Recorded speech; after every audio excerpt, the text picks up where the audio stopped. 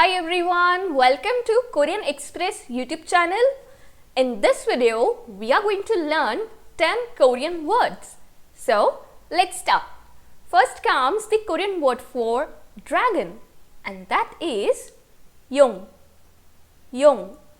Okay, now let's see how you're going to say detective in Korean, and that is 형사. 형사. Next comes the Korean word for electric fan, and that is 선풍기. 선풍기. Next, let's see how you're going to say hand fan in Korean, and that is 부채. 부채. Now comes the Korean word for fingerprint, and that is 지문. 지문. Next, let's see how you're going to say globe in Korean, and that is 지구본. 지구본. Next comes the Korean word for thief, and thief in Korean is called 도둑.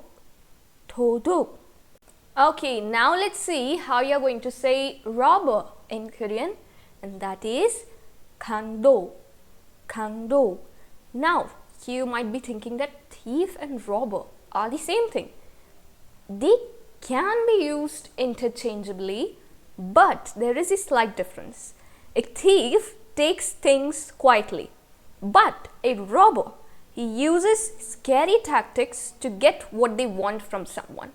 Okay, so there is slight difference between them, but yeah, in day-to-day life we use them interchangeably, but there are different words for them. Okay. Next comes the Korean word for encyclopedia, and that is 백과사전. 백과사전. And the last one is the Korean word for ghost. Now there are two words for ghost and they can be used interchangeably. One is 귀신, 귀신, and the another one is 유령, 유령. Okay, so in this video we learned 10 Korean words. I hope you liked this video. Don't forget to like, share and subscribe Korean Express YouTube channel. Thank you.